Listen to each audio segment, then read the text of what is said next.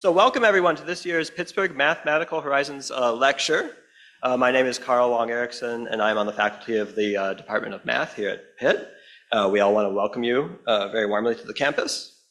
So we at Pitt in the Math Department also want to recognize and thank the sponsor of this Horizons lecture series, the Benter Foundation, and in particular Bill Bunter. Thank you very much for your generosity. The goal of this lecture series is to illuminate the elegance of mathematical ideas and their profound impact on how we understand the world to everyone who wants to come and hear. So because of that, we are very excited to feature Professor Jun He of Princeton University as our second annual Horizons lecturer. Starting from his doctoral work, which he completed at the University of Michigan in 2014, Professor He has deeply impressed the worldwide mathematical community with the depth of his insights, especially by linking two areas of mathematics in a new kind of way.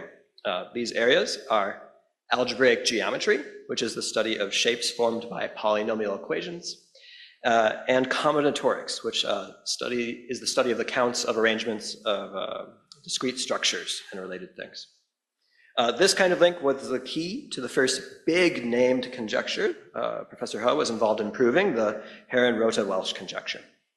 So in recognition of his mathematical achievements, Professor He was awarded the Fields Medal in 2022, which was the same year in which he also won a MacArthur Fellowship, otherwise known as a Genius Grant.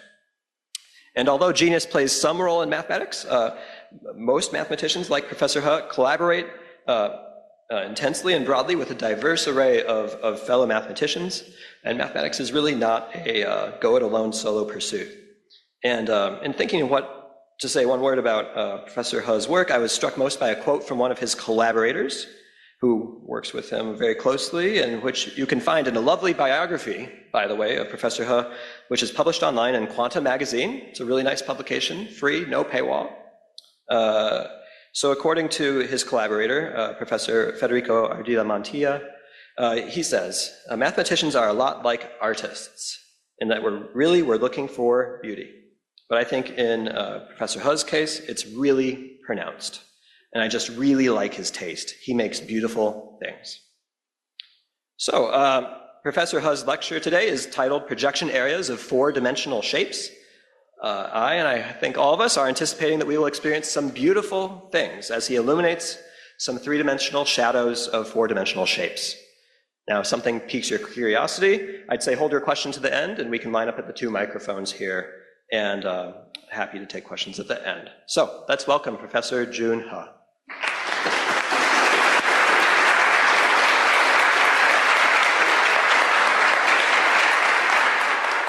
Hey, thank you very much for having me. It's such a pleasure to be here with you on this beautiful day. Thank you for coming.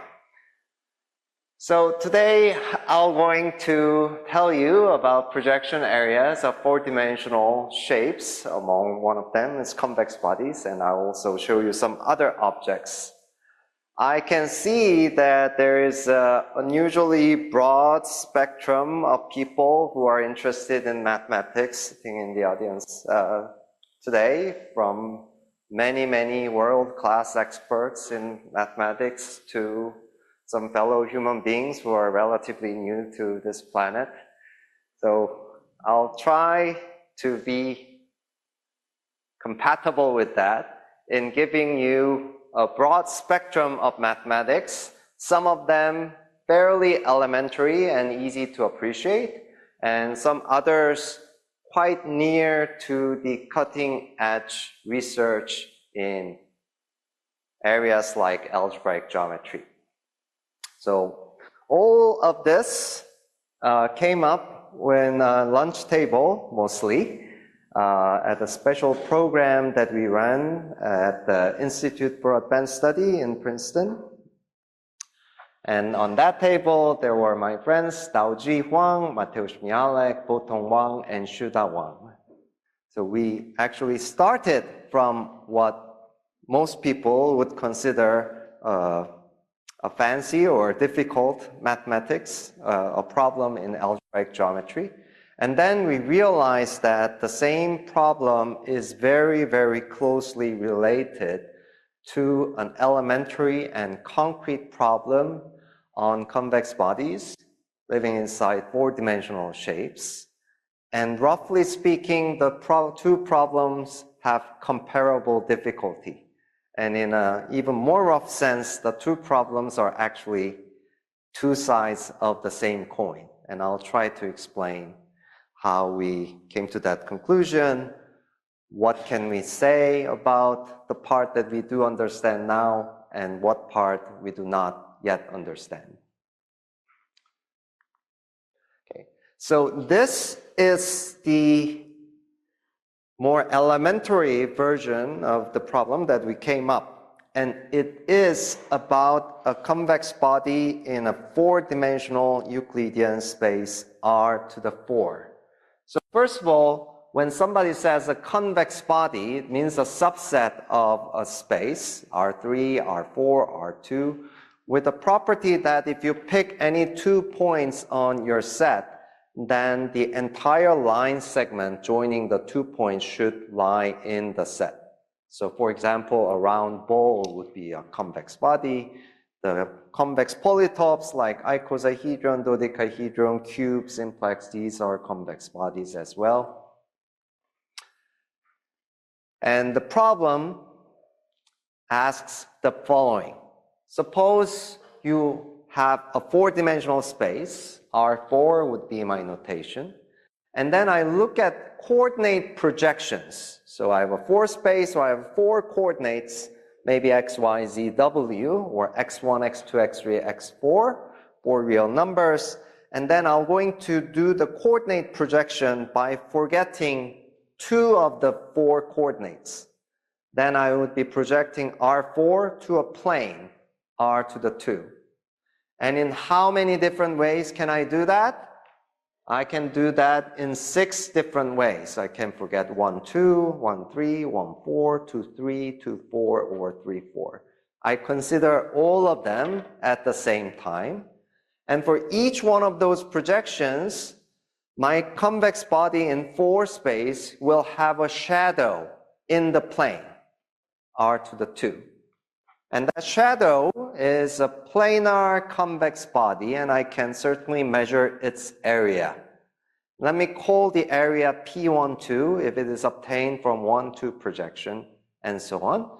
So in that way, I get 6 numbers, P12, P13, P14, P23, P24, and P34. And the question is, which 6 numbers arise this way from some convex body A? That is the question. So if somebody gives you some number, maybe he gives you 1, 2, 3, 3, 2, 1. Do you know that there is or there cannot be a convex body in R4 with a given projection areas? So here's some examples of 6 vectors that can be realized by some choice of convex body A. So if I start from a unit ball, then clearly every single one of the 6 projections will be a disk. And we know that each disk of unit length has an area pi, so the projection areas would be pi, pi, pi, pi, pi, pi. So that's realizable. Another, a little more interesting example would be to take a convex polytope. Let's say the convex hull of E1, E2, E3, E4, and E1 plus E2, and E3 plus E4, where E1 is the standard basis vector 1, 0, 0, 0, and so on. So it's a convex polytope living in 4 space that has 6 vertices, and I project them to the plane in all possible ways, coordinate way. And then the shadows will look like that. So 4 squares on the far end and 4 triangles in the middle. And their areas will be 2, 1, 1, 1, 1, 2. So that vector is also allowed.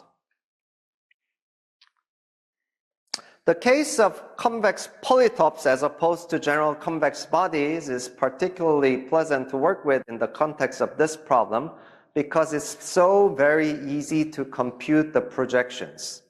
In general, it's hard to come up with an explicit description of the projected convex bodies, but if your convex body is a polytope, then it is enough to follow where the vertices go.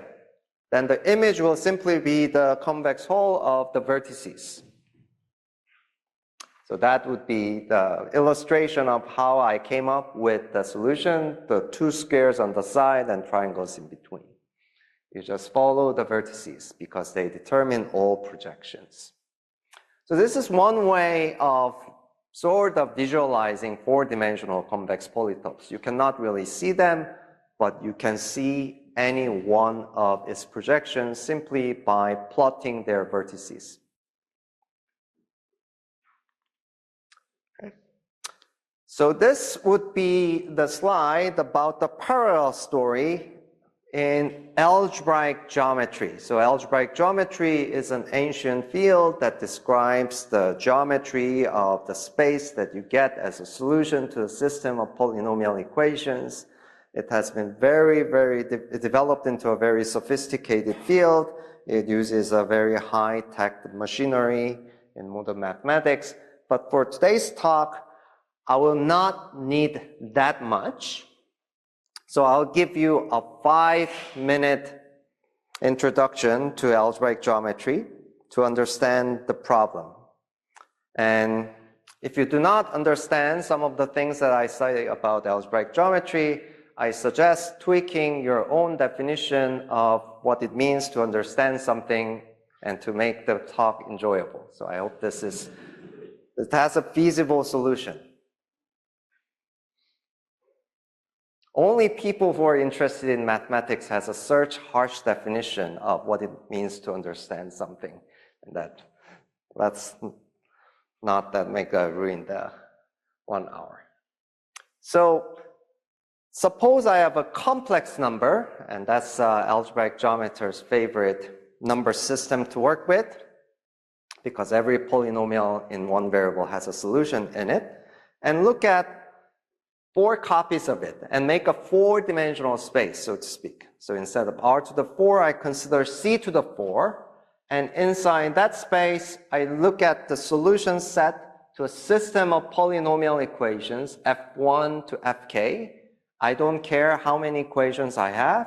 Each one of the equations will be polynomials in 4 variables. It could be something like x1 squared plus x2 to the cube plus x3 to the 15. X to the x4 or something like that. One of the fundamental facts of algebraic geometry is that if you look at that common zero set, it admits a decomposition into irreducible components as shown in the picture. And here, irreducible simply means that you cannot further decompose. So it always looks like that. And the virtue of that picture is that once you have an irreducible decomposition, it makes a good sense to talk about the dimensions of each irreducible component. There may be many different irreducible components, and irreducible components can have different dimensions, but each one of them has a well-defined dimension that agrees with our intuition about what dimension is supposed to be. In technical terms, in the smooth part of each irreducible component, dimension in algebraic geometry agrees with the use of the term dimension used by complex manifold theory people. So that's the irreducible decomposition. And another virtue of something being irreducible is that if you have not only a space, if you have a polynomial map between spaces that are defined by polynomial equations, and if you assume that both spaces are irreducible and have the same dimension, then any general point of the target has the same number of points mapping to it. So choose a random point on the target, and see how many points map to that point. And this number will be finite and will be independent of the random point that you chose on the target. This number is called the degree of the map.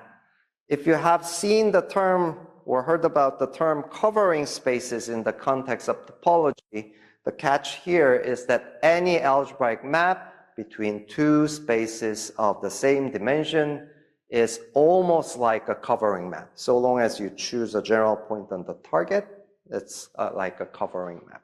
There could be some singularities or ramifications, that's the word we like to use, of small locus where the map is not a covering map, but that will not concern us today. So using those terminologies, this is the corresponding problem in algebraic geometry. Suppose I have a surface, an algebraic surface, irreducible variety, algebraic variety of dimension 2 inside C to the 4. Now I do something very similar. I'm going to look at the coordinate projections from C4 to C2 by forgetting 2 out of the 4 complex coordinates. In how many different ways I can do? It's the same combinatorics as before. I can do it in 6 different ways. I look at them simultaneously. And for each one of those coordinate projection, I'm going to restrict the map to the surface that I have. And then I would have a map from my surface to the plane in the context of complex geometry. And this is a map between 2 irreducible algebraic varieties of the same dimension. So each one will have a finite degree. I compute what degrees are. I'll get 6 numbers from P1 to P34. Question is the same. Which 6 numbers can appear this way from some irreducible surface in C4? If you know this language of homology groups and homology classes in algebraic topology, this is the same problem, exact same problem using that language. If you look at the complex manifold P1 to the 4, compute its integral homology group by the Quinlet formula. There is a basis for the middle homology. It's a 6-dimension basis. There are 6 basis elements corresponding to the 2 out of 4 coordinate choices. And if you record the coefficients as 6 integers, P1 to P34, which numbers are possible? Or in other words, which homology classes inside P1 to the 4 are homology classes of irreducible surfaces in it? That's the same question. Just as basically in theory, any question in algebraic geometry eventually boils down to some question about explicit polynomial system of equations. The question that I just posed is the same nature. If you're given some polynomial equations, maybe 2 shown in there, then you can compute these numbers by counting the number of solutions to some system of equations.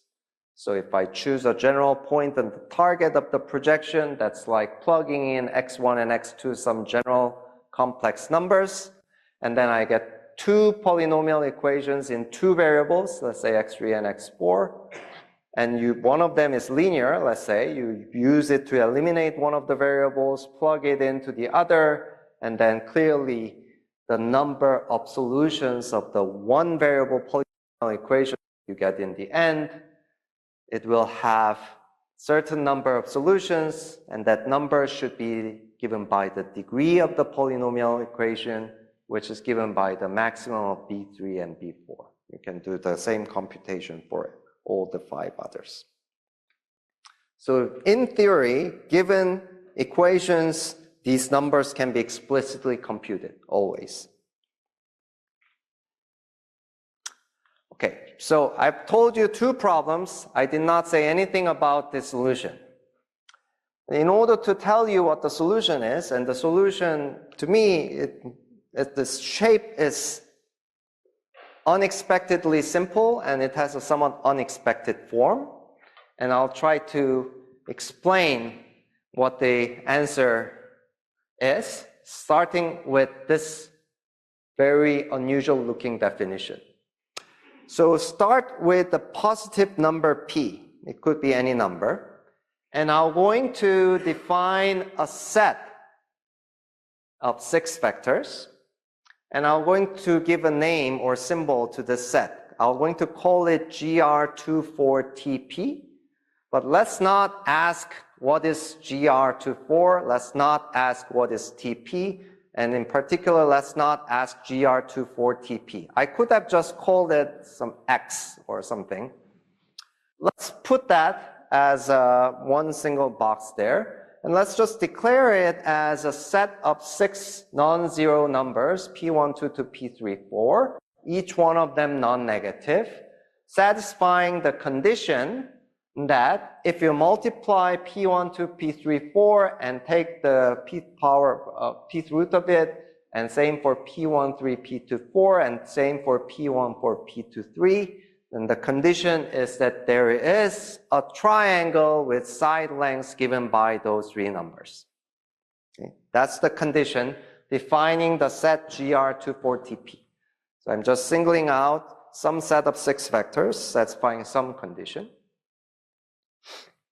And it turns out by a highly non-trivial computation that this whole set is homeomorphic to a 5-dimensional ball. So its boundary is a manifold with boundary, which is a 4-dimensional sphere.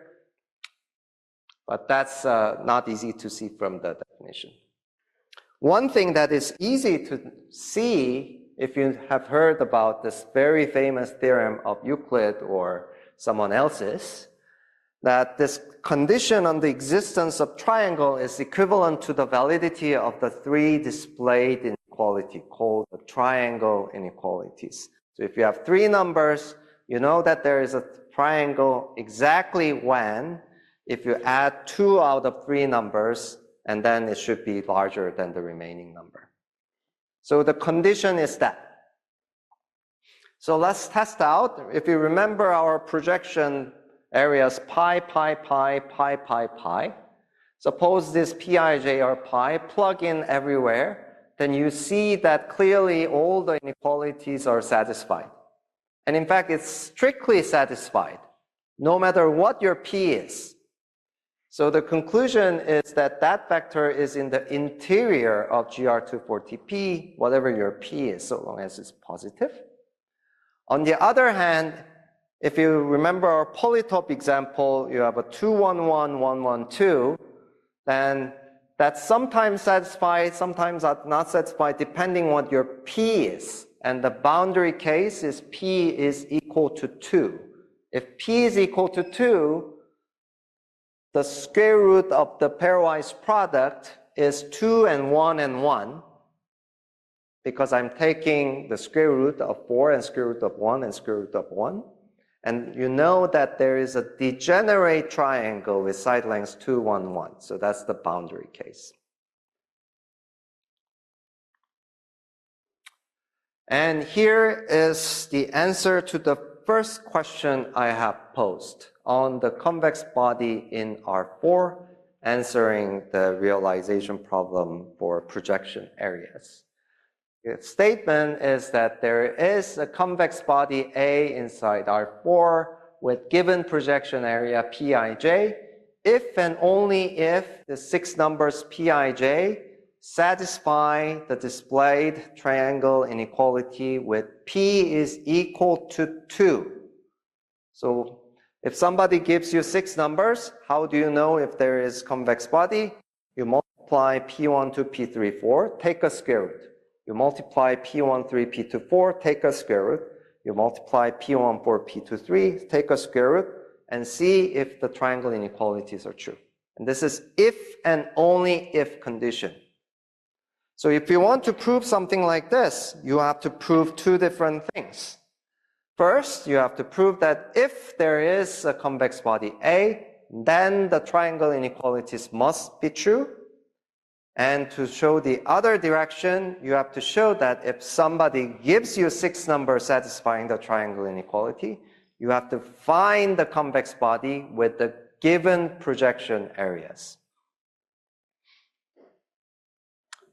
The construction problem is, for reasons that I'll try to convey, is very, very interesting. So the fourth implication, from my point of view, follows from this fancy theorem in algebraic geometry discovered by a mathematician, Hodge, many, many years ago. So we call it now Hodge index theorem, and it's also more or less equivalent to another famous theorem simultaneously discovered by Alexander Finkel in convex geometry, both of them in the 30s.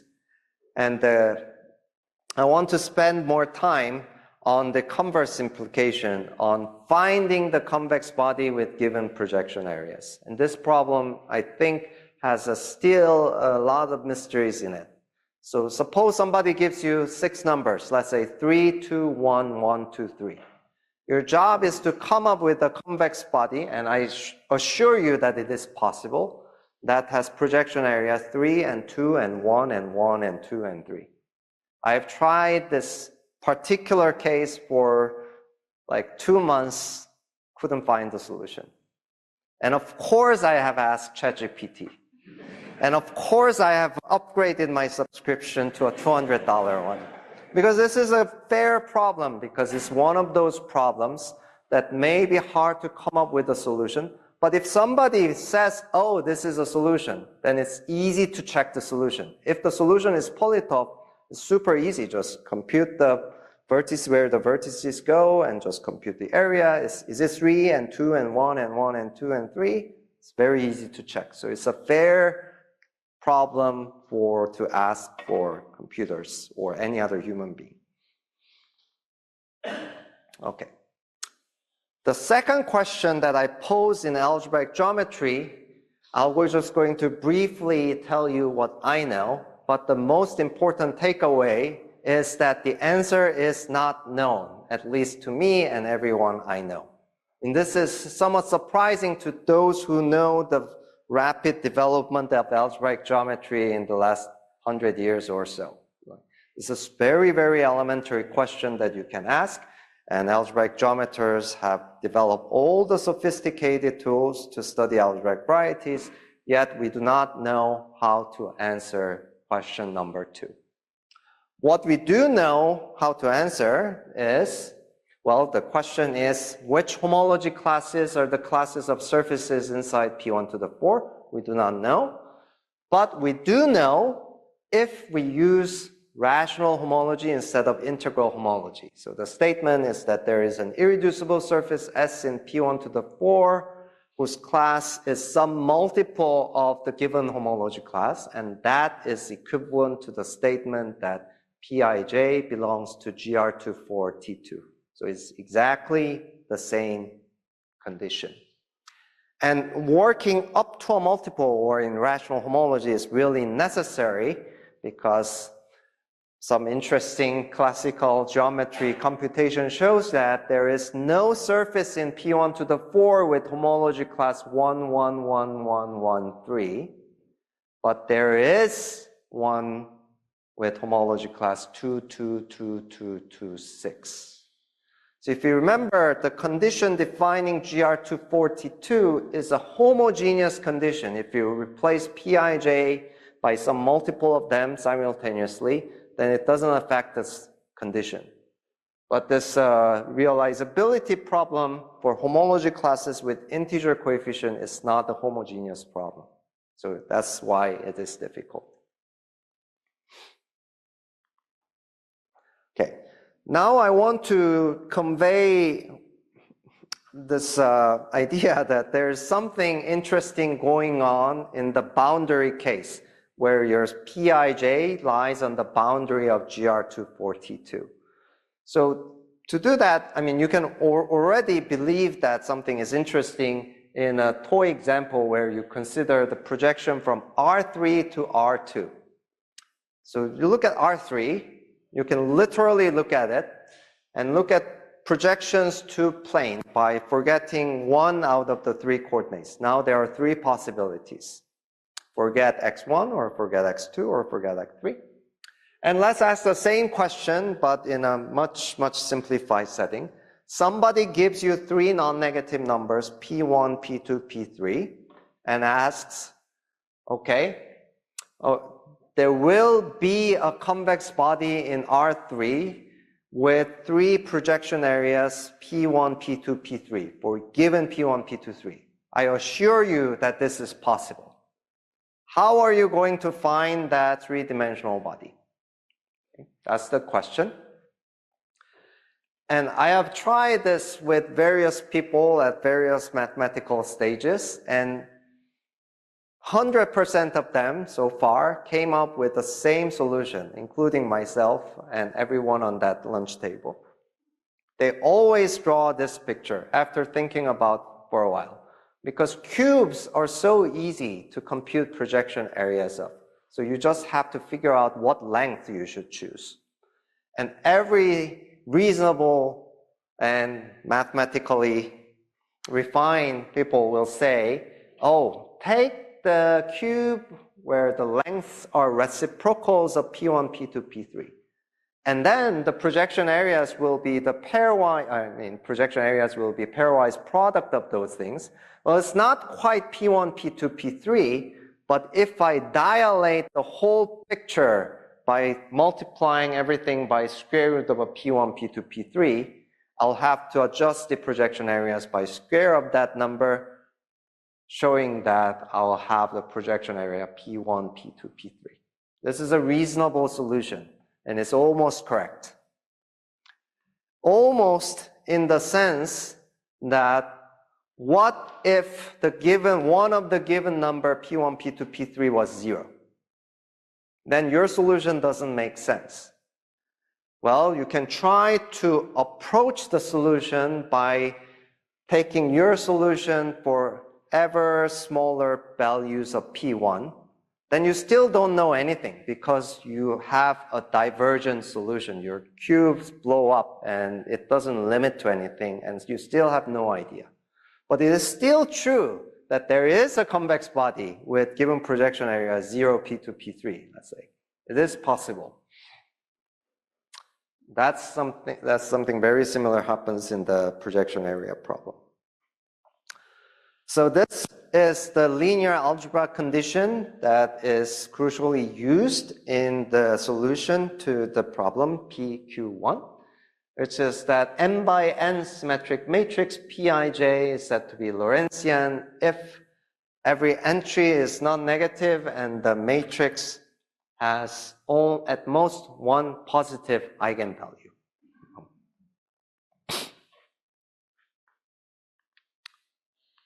So this is some linear algebra condition, and the connection to GR242 was also completely accidentally noticed when I was working with some other group of people, and we have discovered the following lemma.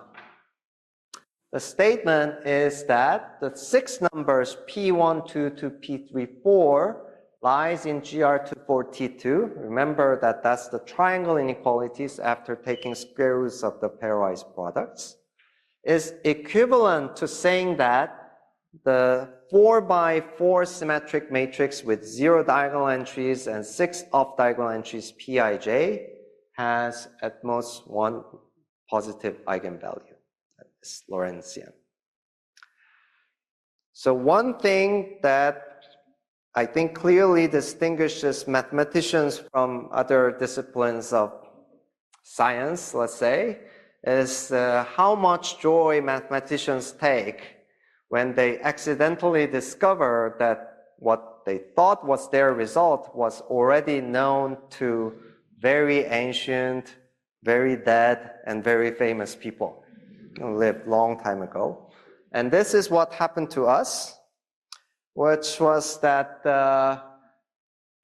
essentially this result was mentioned in Cayley's article, where he tries to define and develop properties of what we now call determinants. So that was an important paper, I think.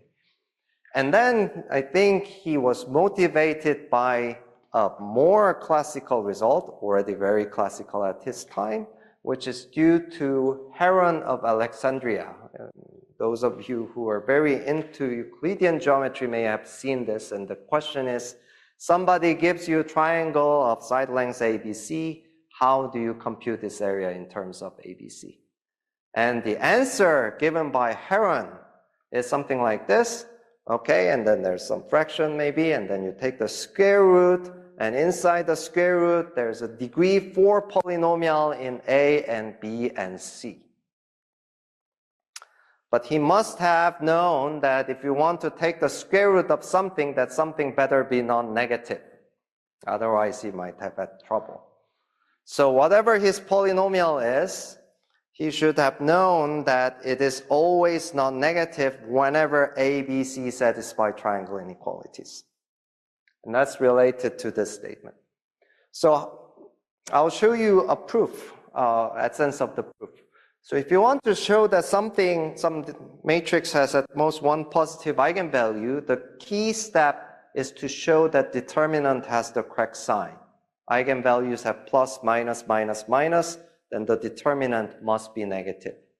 So you compute determinant of a 4x4 symmetric matrix, and you notice that it's an irreducible polynomial. This is well known to algebraic geometers, but the miracle is that you can factor this irreducible polynomial. Not happens very often, but this time it does. Of course, you cannot factor the irreducible polynomial into polynomials, but you can factor it into degree 1 homogeneous functions, which are shown there. That's the miracle factorization. And this miracle factorization has the extra property that, except the first term, which has a fixed sign, if you add any 2 out of the remaining 3 terms, it has always a fixed sign. So saying that the entire product has a fixed sign is same as saying that every thing inside the bracket that you're taking product of must have the correct sign. And you can see this is exactly the triangle condition GR242. So that's roughly how the proof goes. So 2 deep results from the 30s that I have briefly mentioned, one Hodge-Index theorem and the other Alexander-Fenkel inequality, both says that certain matrix obtained from your geometric shape has this Lorentzian property. And then they're essentially the same statement, and both are used in justifying forward implication of the Q1 and Q2 I have introduced before. So I want to use the remaining time to explain the backward implication. So I want to show you what the solution looks like of the part where somebody gives you 6 numbers satisfying the condition of GR242, and I want to construct a convex body A with given projection areas. I want to focus on this part because it has some elementary computations that are actually very enjoyable if you're not tired. And I'm going to use some symbols that I'm going to introduce. And this use goes back to a classic paper of Minkowski. So his observation is that if you have n convex body in d-dimensional space, maybe for him d was 3 and 4, if you take the volume of the sum of x1a1 to xn an, then it is a degree d homogeneous polynomial in xi. So the sum there is the operation that he introduced that we now call Minkowski sum. If you have 2 convex body inside R to the d, you can take the sum of them by taking pointwise sum from each convex set and end up with a convex set. So as you vary your coefficients xi, you get the function of xi, and that function is in fact a polynomial. That was Minkowski's theorem. So this would be a toy example showing the computation of Minkowski's function. So suppose you're in the plane, these two, A is a polygon and B is a unit disk. Suppose you're taking the sum of x dilate of A with the y dilate of B. That's like computing the epsilon neighborhood of XA as shown in the picture. And the picture shows that the function of interest is a quadratic polynomial where x squared coefficient is area of A, y squared coefficient is area of B, and the mixed coefficient xy is proportional to the perimeter of A. That measures how fast the area grows as you increase the value of x or y. And if you convert that quadratic form into a symmetric matrix by taking its Hessian, then the entries will be given by 2 times area of A, perimeter of A, and 2 times area of B. And saying that this 2 by 2 matrix has at most one positive eigenvalue is same as saying that its determinant is non-positive, but the determinant is the difference between the 4 times of the product of areas and the square of the perimeter. And recalling the area of B is pi, the assertion becomes the very celebrated isoperimetric inequality, saying that 4 pi area of A is at most the perimeter of A squared. Again, known to ancient people. So I'm going to use this mixed coefficient. So if I have 2 convex bodies in the plane, as was in the previous picture, I'll say that the mixed area of A and B is the coefficient of xy in the polynomial computing the area of their sum. And I'm going to use this notation to construct the convex body. So first of all, we're going to do a little massage of the given data P12 to P34 and to put it in the normal form before we actually tackle the problem. This is a very common technique in trying to solve a construction problem. And the idea is always to exploit the given symmetry as much as possible. And in our case, things live inside R4, and we have the freedom to scale the 4 coordinates independently by positive numbers, 4 of them. Lambda 1 to lambda 4, and then Pij will turn into lambda I, lambda j, Pij. That's how areas change when you scale. So you can always normalize points in GR242 by the scaling action, and the simple computation shows that they are in the same orbit of this action, meaning that they have the same normalized form if and only if they have the same cross ratios. These are P13, P24 over P12, P34, and P14, P23, and P12, P34. You may have seen something very similar in complex analysis when you are learning about Möbius transforms and so on. That's the same origin. The point is that you can normalize any given vector P12 to P34 into the normal form that have the same cross ratios. The virtue of the new normalized form is that it has this extra symmetry. They are of the form UVWWVU. And the great thing about this normalized form is that our problem is now much more linear. So you multiply u with u and take the square root, you get the u back, and same for v and w. So the given condition is simply that there is a triangle UVW. No square roots involved anymore. So you give me UVW, a triangle, I will need to come up with a convex body in a 4-dimensional space. And you will have to pay careful attention to how I use the triangle condition, because if I do not use it, I cannot succeed. We already have accepted that it's a necessary condition for the existence. Okay. So this is the new problem used in an equational language. Okay, so if I have two convex body A and B in R4, I use the notation A wedge B. Nobody uses this notation. I just came up with it. But maybe in order to be suggestive, if you already know the wedge product used in linear algebra. But by definition for me, it will be A wedge B, A and B convex bodies will be just 6 numbers, Cij, where Cij is the mixed area of the Ij projection of A and the Ij projection of B. And using this language, our problem is simply, given Pij satisfying the triangle condition, solve the equation A wedge A equals Pij. So some people in PD or related areas might think that this looks similar to the so-called Monge-Ampere equations.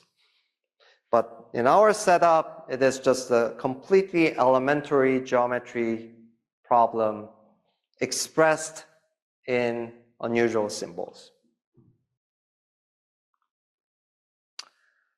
Easy lemmas shows that A wedge B is equal to B wedge A, and lambda 1 A1 plus lambda 2 A2 bracket wedge B, you can distribute it over the two things, and lambda 1 A1 wedge B plus lambda 2 A2 wedge B for any non-negative lambda I.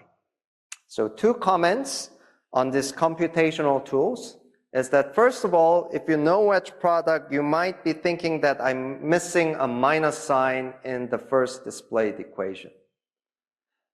And what happens is that, in fact, I'm not missing the minus sign because minus 1 is equal to 1 inside this T2 that I did not tell you about. So don't worry about the minus. The second one is that in the displayed equation, the addition symbol appears twice, but they have very different meanings. On the left-hand side, I'm adding two convex bodies to come up with a new convex body, and then I'm wedging with B. On the right-hand side, that's the sum of two 6 vectors. And the identity is not hard to check. So we're going to use this as a computational tool. So in order to build something, it's usually advantageous to use simpler pieces, like building Legos. Okay, this will be my simple pieces. And simple pieces will be as simple as possible. They will be just line segments joining 2 points. I'll need 3 Lego blocks, P and Q and R. P connects 2 points. It connects the point 1, 1, 0, 0 to 0, 0, 1, 1 in 4 space. The second piece connects 1, 0, 1, 0 to 0, 1, 0, 1. The third piece connects 1, 0, 0, 1 to 0, 1, 1, 0. And it's easy to draw all the 6 projections of these line segments.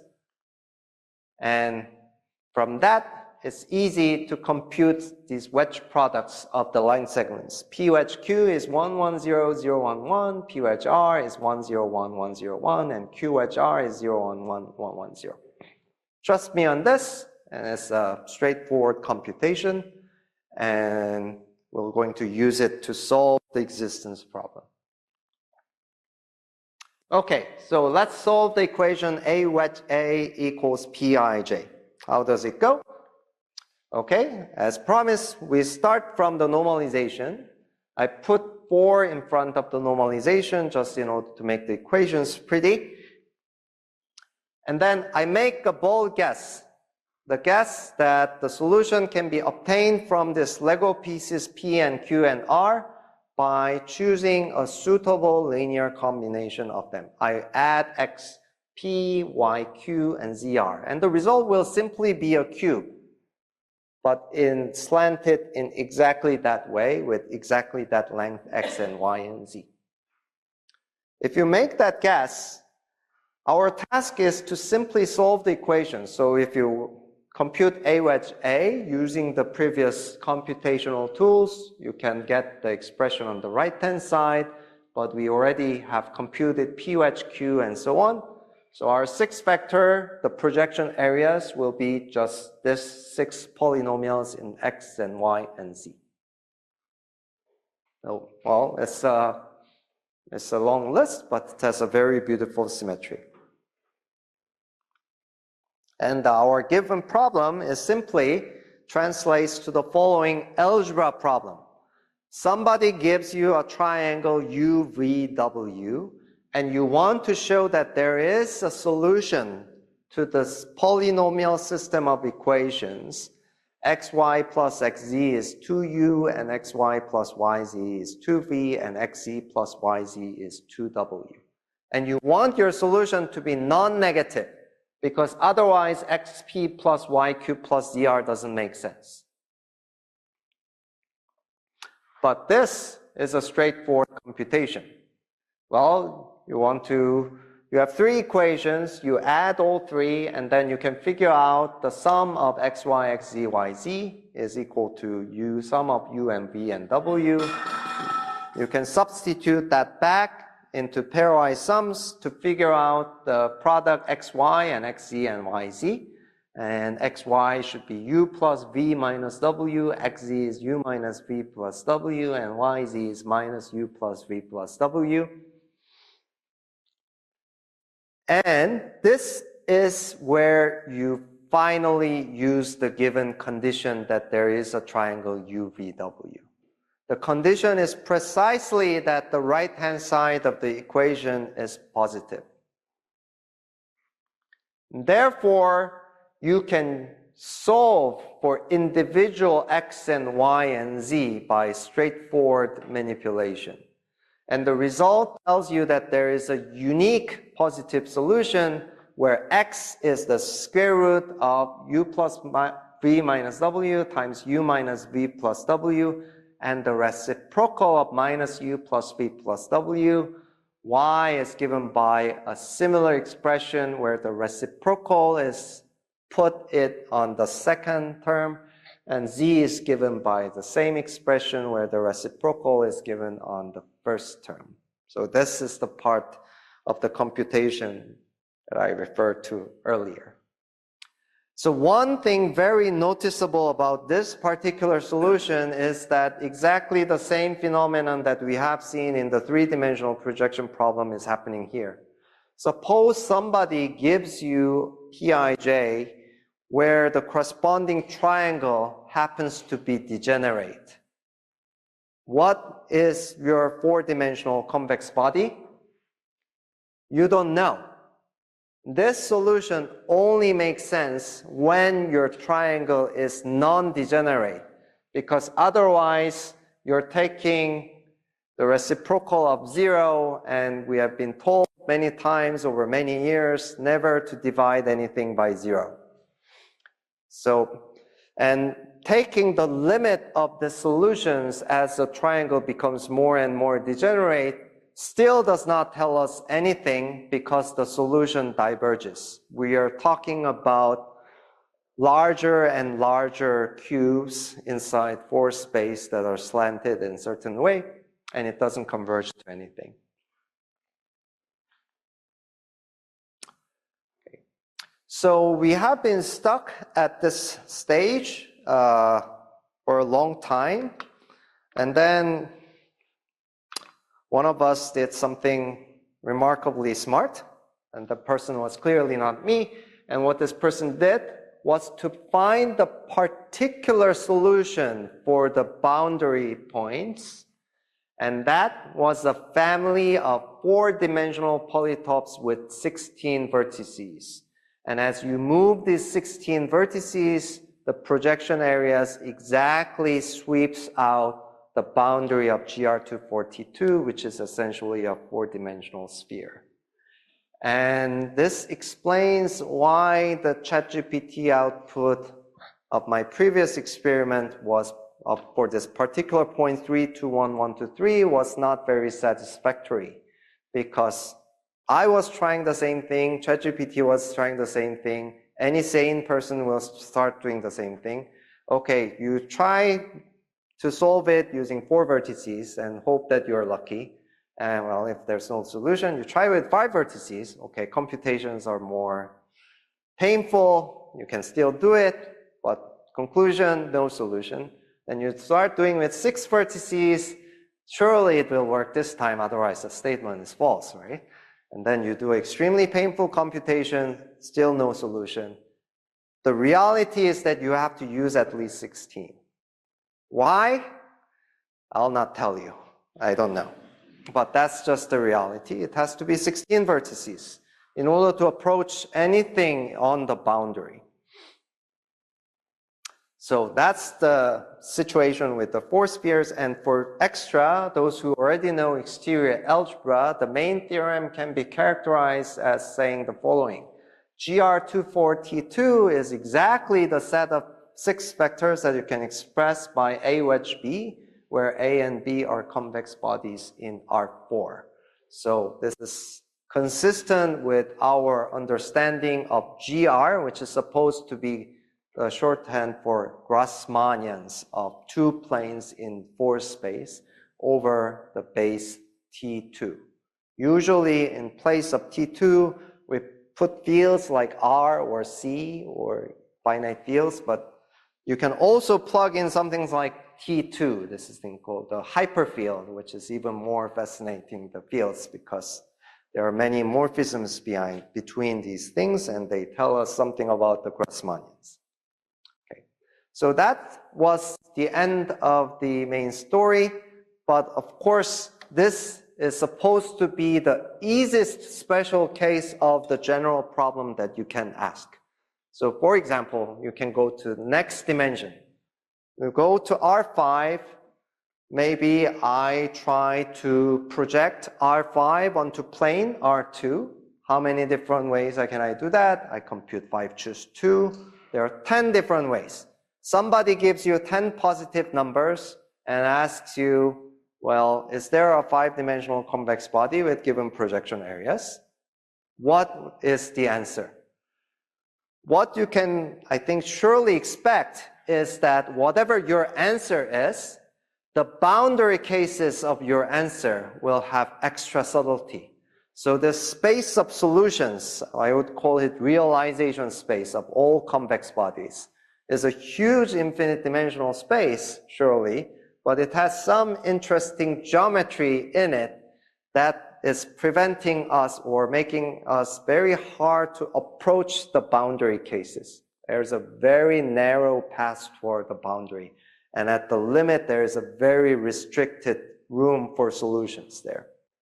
So, but even not going there, even on the interior, I have no idea. I have conjectures what the answer should be, but I have no idea how to construct this 5-dimensional convex bodies that realizes the valid, supposedly valid in data Pij.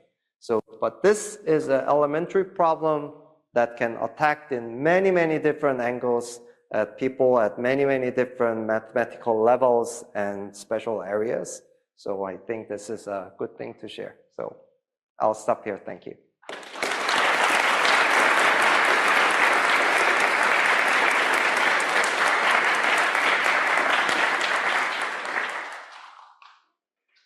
Thank you so much for the lecture. We now have a question time. So if you can either, if you're in the middle, you can shout it out. Otherwise, come to a microphone. Yeah. Bard, yeah. Yeah, is there like a normal form for this case too? So there'd be like 5 numbers and then 5 numbers? Okay, so. Yeah, that is exactly the trouble I am having. It's entirely not clear what should be the correct normal form if you give me 10 numbers Pij and allow me 5 scalings. I don't know which form I should put it into. It has a completely different kind of symmetry. 4 space, 2 out of 4 and 2 out of 5, they have very different symmetry.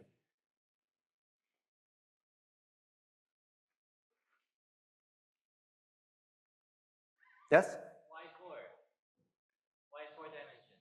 That's the easiest non-trivial case. 3 was a little bit too easy, but I showed you as a toy example.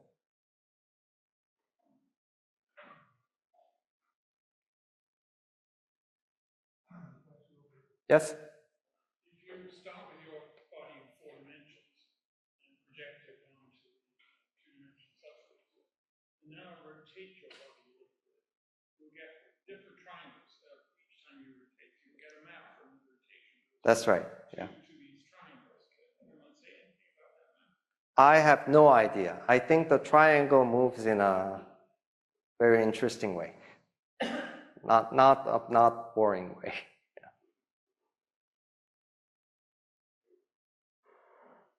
Yes? You know if the 4-3 case, if you have 3D shapes in 4-dimensional space, is much easier and much harder? I think that's easy, and it has an expected answer. So there are 4 different ways, P1, P2, P3, P4, and the answer is that any non-negative 4 numbers can be is solvable. It's very similar to projecting R3 to R2. So 2, 4 is the smallest non-trivial case, and that's why I'm showing you. But it so happens that that's the only case we know how to do things. But feel free to ask the same question for 17-dimensional projections of a 39-dimensional convex body. There are many projections, 39 to 17. Yeah. Yes? Who is the mystery person who found out that you needed 16? Oh, so for a very small number of people who might know, so there are many of us, and then 4 of them are clearly algebraic geometers, and 1 is a convex geometer. So that one person is Shuda Wang, is a graduate student at Princeton University working with Ramon van Hendel.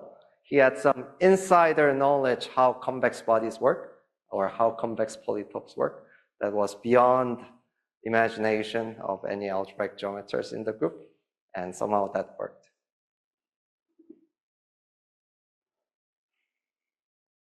Yes? Can you remind me again what T2 is? Oh, I cannot remind you because I never told you. Yeah. So what is the hyperfield? How should we think of it? So field is a number system where you can add and multiply. If you add 2 numbers, you get a new number. You multiply 2 numbers, you get a number. And the addition and multiplication has something to do with each other. Right? There's axioms that should be distributive and so on. There's a 0 and there's a 1. And this is the axioms for a field. Hyperfields works somewhat like that. You can multiply 2 numbers and you get a number. The difference is that if you add 2 numbers, you get a set of numbers. It's not a deterministic addition, so it's a multi-valued addition, but is subject to the same requirements that the multiplication and addition should interact in exactly such and such way. So T2, but let me just tell you T1, they are basically the same thing. T1 is the set of non-negative real numbers. And you multiply 2 non-negative real numbers in exactly the same way. But you add 2 non-negative real numbers in an interesting way. If you add A and B, then the result will be the set of all C's for which there is a triangle A and B and C. This is an interesting hyperfield because it's the natural quotient of the complex numbers. There is an assertion is that there is a morphism from complex numbers to T1 by taking absolute values of complex numbers.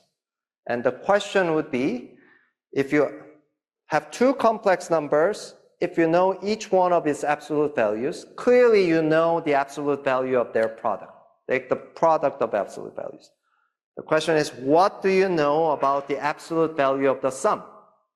You don't know, but you know something. What do you know? You know exactly that the absolute value of the sum forms a triangle with absolute values of the sum ends. This is exactly the statement that there's a hyperfield homomorphism from C to T1. And that is what T1 is. And T2 is an isomorphic copy of it by scaling by square roots.